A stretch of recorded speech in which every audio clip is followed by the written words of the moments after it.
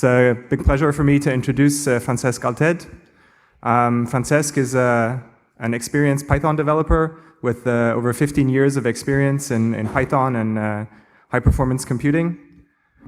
He's the maintainer of tools such as numexp and the author of tools such as pytables and the BLOSK high-performance compressor. And he'll be talking to you today about data-oriented programming. Thank you. So thank you very much, Valentin, for the nice introduction. So good afternoon, everybody. So my talk, I would like to introduce you to the wonderful world of data-oriented programming.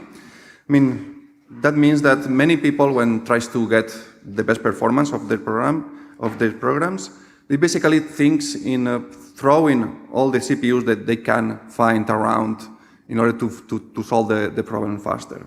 In my talk revolves about the idea that throwing CPUs is not longer enough, and you need to think hard about how you use memory and how you access memory efficiently.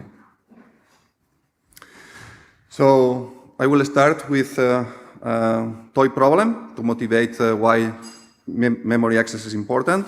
Then I will explain much more in detail, which is the problem with the data access issue, in particular why modern CPUs are starving, why caches has been introduced in the industry, and then some techniques for fighting data starvation. I will finish with showing you some optimal containers for big data. So, slide about me. I am the creator, well, as Valentin said, of tools like pytables, BLOSK, picalls, and I'm a maintainer of numexp, which is a tool for evaluating NumPy expressions very efficiently, as we will see. I am an experienced developer and trainer in Python, and also in particular in high-performance computing and storage. And I am also available for consulting. So, let's start with the motivation of the problem. And the thing that I will try to demonstrate now is that CPU speed is not longer the holy grail of performance. So let's suppose that we want to compute the next polynomial there, which is very, very easy, apparently, to compute, in the range -1 to 1, with, and we want 10 millions to evaluate 10 millions of elements. And what we want is to do, of course, evaluate this polynomial as fast as possible. Of course, the immediate approach that you may think is to use NumPy. NumPy is a very efficient library, mostly written in C with the wrappers in Python, of course, to call the different machinery from Python. And, well, evaluating that in NumPy, it takes like around 1.6 seconds in some machine. So we are interested in making this evaluation faster, okay? So which approach do you think that we can follow for evaluating this faster? What would you do? Some idea? Sorry?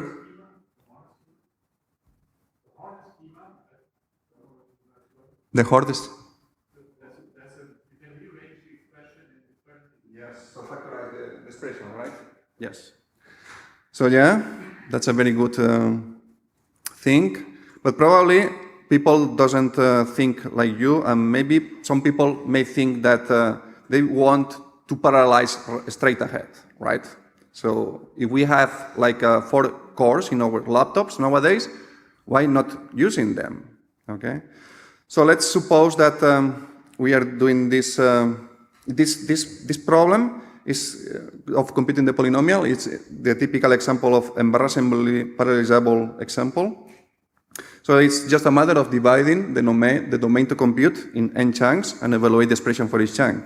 So this can be easily implemented in Python by using the multiprocessing module so that we can bypass the GIL effectively. So by using 2 cores, for example, this 1.6 seconds is reduced down to 1.2 seconds approximately. So this is a 35% of improvement. And we may say, well, that's not too bad. And perhaps we can think we are done. Well, perhaps not. And for example, you have suggested a good a good approach. So maybe a better approach is to try to optimize before to try to parallelize. So for example, if we express this NumPy expression and we rewrite in the factorized version, with that, execution time using NumPy goes from 1.6 seconds just to 0.3. So this is much faster. In fact, 4 times faster than using 2 processors by using the initial multiprocessing approach. So this is the first takeaway message for today. So do not blindly try to parallelize right away, because normally optimizing gives much better results. And in fact, a serial code base is normally much easier to code, and especially to debug. Okay, so don't be. So another possibility is to use other libraries, not only optimizing. So for example, let's suppose that we want to use NumExp.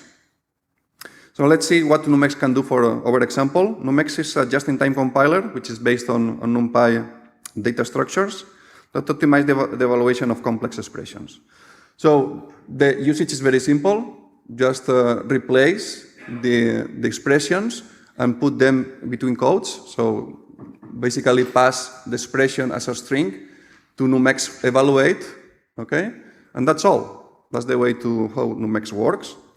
And in this case, NumExp takes like 0.14 seconds to complete. That means that it's 11 times faster than the original NumPy, evaluating exactly the same expression without factorization. Okay.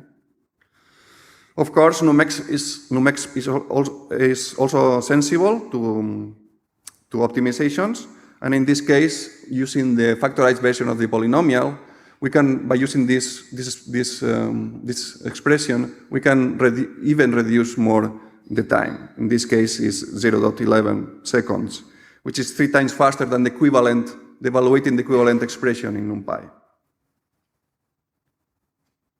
So here we have an overview of the results. On the left, we can see the times for the NumPy and NumExp, and we can see that in this case, NumExp can be 10 times faster, and on the right side, we can see that NumExp can be 3 times faster. Everything is using one single core. NumExp by default uses several cores, but I set NumExp in this case to one core just to be able to compare peers with peers and apples with apples. So here we have a couple of questions. So first, why NumExp is so amazingly fast compared with NumPy for the first example? And then in the second example, which is like a kind of an optimal approach for the problem, why NumExp it's still faster than it? So anyone has an answer for the first question? Why this huge difference on the left of the plot?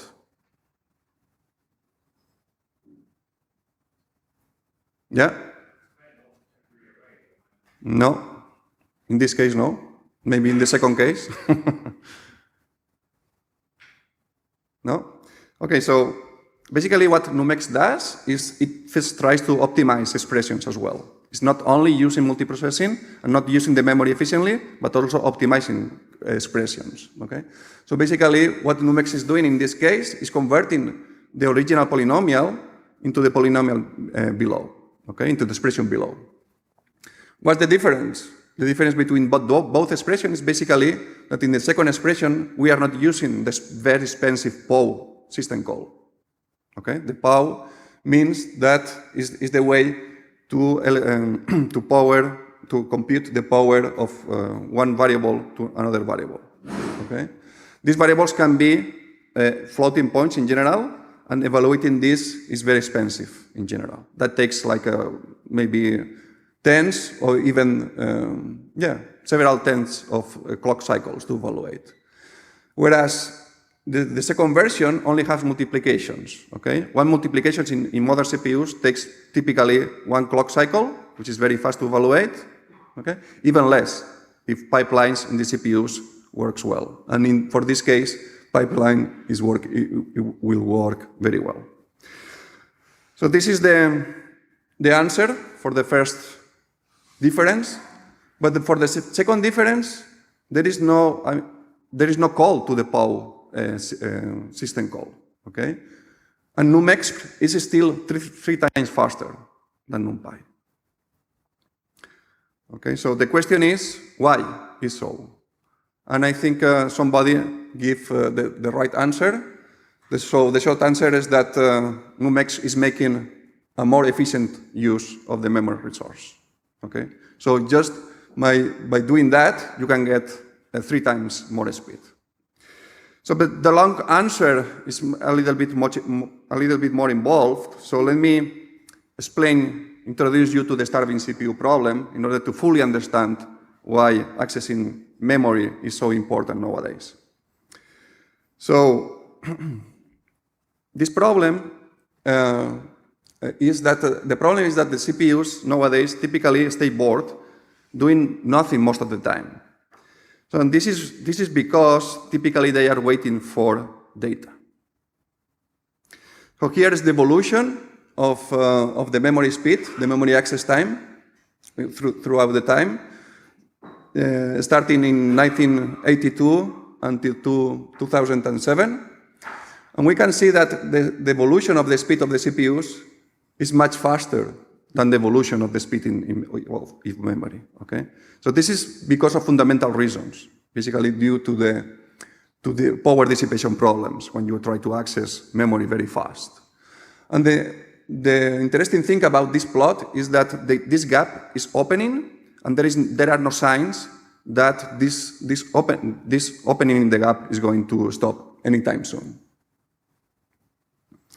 So that in fact creates a big bottleneck between the CPU and the memory, and people is not just writing small articles about that. People is writing entire books about the problem and how you can try to make the memory access much more efficient. So for example, this book is, I think the title is very explicit. So it's titled The Memory System. You can't avoid it, you can't ignore it, and you can fake it. Okay? So I think this shows the problem very explicitly.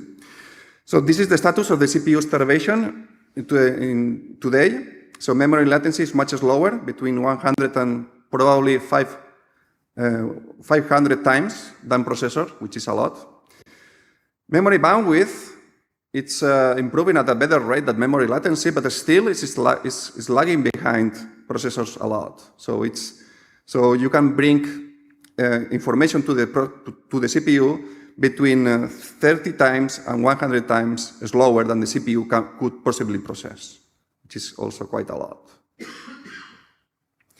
So this is exactly the reason why the vendors started to introduce caches in the CPUs. Okay? So a CPU cache latency and throughput are normally much better than memory or RAM memory. However, the faster they run, the smaller they must be. And this is because of power dissipation problems. Okay? You cannot put just 1 gigabyte of cache in your CPUs and make it run at the same speed than the CPU, because it literally will explode. The CPU will explode. So this is the CPU cache evolution. So at the end of the 80s, the architecture of machines was very simple. So there was just a CPU, then the memory in the middle, and then a mechanical disk. And people had just to program for this kind of architectures. Nowadays, we have much higher hierarchies. Okay? So we have typically 3 levels of cache in CPUs. We have the memory layer as well. We have a new layer which is called the solid-state disk, which can be used to accelerate access to the mechanical disk as well. Okay? Obviously, it is not the same thing to program efficiently an architecture from the 80s than program efficiently an architecture for nowadays. Okay? You should have in mind this cache hierarchy. So we need to know how caches work in order to make them efficient, right? So caches are effective mainly in 2 scenarios. So the first one is when there is time locality. That means when the data set is reduced. And the other one is when there is a spatial locality. And that means that the data set is accessed sequentially. So let me explain this with a little more of detail. So for example, let's suppose that we have a C array in memory, two-dimensional array, and we are accessing these 4 elements there. So the first time that we want to access these elements has to be brought into the CPU, into the cache in this case, okay? The first time that we have to transmit these elements, it will take a long time.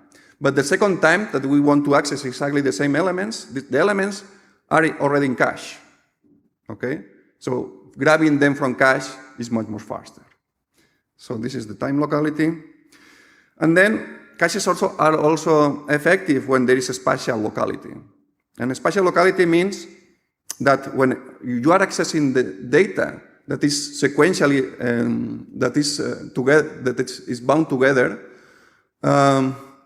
it is stored near to each other, you can get much better performance. Okay? So for example, in case of a C array, the layout of the storage is typically row-based. So if you access your data row-wise, you will be getting much more performance because the architecture will bring data much faster. It's designed like that. Okay? Whereas if you are access data on the row on a row-wise base or just in a random way, you will not be taking advantage of the spatial locality. And that will be very bad for the performance of your programs. So a very simple way to take leverage of these both localities for taking advantage of CPU caches is the blocking technique. So the blocking technique is a very simple one. So it basically says that when you are accessing disk or memory, you have to try to get a contiguous block that fits in CPU cache. If it doesn't fit, it doesn't make sense, of course. Then open it, and reuse it as much as possible.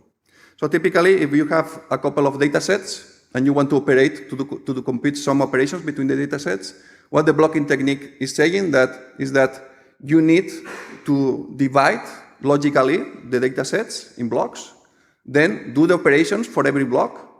Okay, the blocks will be transmitted automatically for you in the cache. Then all the operations will be done in the cache, completely in cache, and then the result will be copied back to the final container. And then the words in red mean contiguous, mean taking advantage of the spatial locality, and reuse the data in the cache means take advantage of temporal locality. So this is essentially the blocking technique. And I think it's time now for answer the pending question. So the question was why numExp was like 3 times faster than for evaluating this factorized version of the polynomial when both NumPy and numExp are made in pure C, especially for doing this operation. So the answer is how both approach works. So the NumPy approach, for example, for evaluating a single expression like A multiplied by B plus C, is that NumPy has to follow the Python convention and it needs temporaries. So it typically uses A and B and compute the multiplication and store that array in memory. Okay? This is called a temporary, and then this temporary is used and added to the C operand in order to get the final result. So we have the result of that is that we have big temporaries in memory. What is doing numExp is applying the blocking technique. Okay, so it will divide logically the operands in chunks. It will operate with the chunks in the cache, directly in the cache. Even the temporaries will be stored in the cache, and then the final result will be copied back to the final destination. So we are completely avoiding the temporaries, the big temporaries. So just avoiding these temporaries is making numExp 3 times faster in this case than NumPy. So this is I think, a very clear example of why dealing with memory is very important. So this is the second message for today. So before spending too much optimizing by yourself, make you a favor and try to use the existing powerful libraries out there. Okay? It is pretty difficult to beat performance professionals. Okay, so the last part of my talk will revolve around the concept of trying to use not only the best libraries for computing, but also the best libraries for containing your data. So as I said before, too many times we're focused on computing as fast as possible, but we have seen how important data access is. And hence, there is having the optimal data structure is critical for getting good performance when processing very large, especially when processing very large data sets, because it is where the memory subsystem is stressed the most. And we have to be aware of the fact that there is no silver bullet, and it won't be in the next future. I mean, there is no data container that is meant for all the cases, and we have to be aware of that, okay? So neither NumPy, neither pandas, neither bcalls, no data container will be useful for all the cases. And we make our mind to this fact. So for example, NumPy, it's de facto standard data container. And in fact, it allowed the apparition of a very rich ecosystem around it. And it is very cool data container and also a computing library. It has many advantages, like it allows for the multidimensional storage. It allows for efficient data access for many scenarios, not everything, of course. And then it provides powerful weaponry for data handling and also efficient in-memory storage, but also only in memory. Of course, nothing is perfect, and NumPy, although it is great for many use cases, it also comes with its own deficiencies. So for example, it's not efficient for appending data. I will show you that, why is so. So data containers tend to be static. It cannot deal with compressed data transparently, and it has limited support for data-based data. For disk-based data. So let me explain why NumPy is not very efficient for appending data. So typically, when you want to enlarge a NumPy array, the NumPy array is contiguous. Okay, so in order to enlarge it, you need to do a new malloc, copy the old contents of the old array into the new malloc, into the new memory area, and then the new data to be appended will be copied at the end of the new malloc area. Okay, so as you can see, you are doing a copy operation. If your NumPy arrays are large, you are incurring in a big cost for doing that, very big. So for example, I am going to introduce you to bcalls, which is a library that I am working in order to overcome with some NumPy limitations. And let me explain you the basics of bcalls. So bcalls is a columnar, chunked, and compressed data container for Python. It offers two flavors for containers. One is called CRA, which is meant for multidimensional storage. It's very close to the ND array in NumPy. And then there is CTable, which is more meant for heterogeneous data container. It's more close to the structured array in NumPy. It implements just a few simple but fast iterators on top of the containers, supporting also query semantics. And it uses the powerful BLOS compressor under the hood. So let me explain why columnar is interesting, especially for big data sets. The interesting thing about columnar is that when you are doing queries in large tables, if your tables are stored in a column-wise way, only the interested data is accessed. And that means less I/O required. So let me show you a diagram showing how, for example, this is a table which is an in-memory row-wise table. So this is a typical example of a NumPy structured array. Okay, NumPy that contains heterogeneous data. So in case we want to access or to do a query just in the second column, which is an integer 32-bit column, because of architectural reasons, we will be transferring not only if the table has n rows, we will be transferring not only n multiplied by 4 bytes, which is our interesting column, sorry, but we will be transferring n multiplied by 64 bytes. Okay? And 64 it seems like a magic number, but actually it is what is called a cache line. So whenever you go to the memory and you want to fetch one single element, the system will bring to you, to the CPU cache, 64 bytes. Okay? So that means that we are transmitting a lot of information to the CPU, much more information that we actually need. So what happens if our table is stored column-wise? Well, if it is stored column-wise, if we are interested only in this column, the actual read will be only exactly the same amount of bytes that we are interested in. Okay? Because if these columns are stored sequentially in memory, the CPU will bring the next elements of the column into the cache. And then we'll do all the query much more faster. So why chunking? Chunking means more difficulty, okay?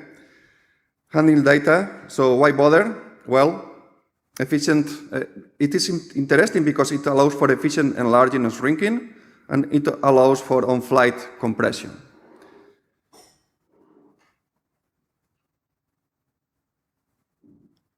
Oops. I think, yeah. I cannot, I mixed the presentation, so I cannot show you why chunking is interesting. But you have to trust me, and I will try to fix the slides later on. Sorry about that. Okay, and finally, why compression? So compression just is interesting because of two reasons, basically. The first one is because more data can be stored in the same amount of media. For example, if you have a data set in memory, and if you can compress it using a compressor, and this has like a 3x compression ratio, you can the outcome of that is you can store 3 times more data in using the same resources, even in memory or on disk. And a second thing is that compression can be used to, for example, if your data set is compressed in memory, maybe the time that it takes to transmit the compressed data into the caches and decompress it in the cache, maybe this time can be made faster than just transmitting the original data set without compressing into the cache. If we can achieve that the time for transmitting and decompressing is less than transmitting the original data set, then we can get better performance. And for that, we need a very fast compressor. And BLOSK is one of these compressors. When, for example, here we can see that BLOSK can be up to 5 times, in this case, faster than a typical memory copy. Then this is the typical way to do streaming analytics with vCalls. Basically, it's at the bottom is the vCalls container. That will be a few vCalls iterators and filters, and they can use blocking as well. So you can retrieve blocks of information, not only items. And then you can use more sophisticated weaponry on top of it, like iter tools that has been described this morning, or PyTools or SciTools or whatever. So I have 3 minutes, or 2-3 minutes. Okay. So let me show you finally some benchmarks with real data that I've been playing with lately. And this data set is the movie lens data set. You can find all the materials, especially the IPython notebook, so you can reproduce my results. And if you get better results than me, please tell me about it, because I would love to hear about it. So the movie lens dataset typically is just a recollection of different ratings that people gave to different movies. And there are three of those, and I will be using the largest one, which is 10 million ratings. Here is the way, typically, where you can use bcalls. In this case, you can see that we're using pandas to read the CSV files, and then we are creating here a bcalls container. This is the way how you query bcalls container, and here is the way how you query pandas containers, which is very close, in fact. So here we have the size of data sets. In this case, pandas takes like 1.5 gigabytes, more or less. And the bcalls container without compression, it's slightly longer, like 20% longer. But if you use compression, you can see that we can reduce the size up to less than 100 megabytes, which is a huge win for this case in particular. And then the query performance for bcalls, which is interesting. So for the pandas query, we see that the query takes a little bit more than half a second. And for the bcalls without compressing, it's already faster than pandas. But if you're using compression, you can see that you can even reduce the time to query. And this is because you are transmitting less information into the CPUs and decompressing the information in the CPUs. And then there is also the version for the disk, because bcalls can be on memory or on disk. And even the version on disk can be faster than the pandas query. So this is the final takeaway message for today. So big data is tricky to manage. So my advice is for you to look for optimal combiners for your data. So spending some time choosing your appropriate data container can be a big time saver in the long run. So to summarize, nowadays you should be aware of the memory hierarchy for getting good performance. Leverage your existing memory efficient libraries for performing computations optimally. And you should use the appropriate data containers for your different use cases. Then some references. And thank you. See you.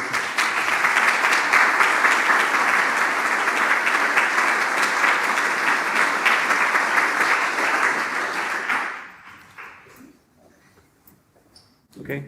Thanks, Francesc, for that very insightful talk. We have time for about 3 or 4 questions.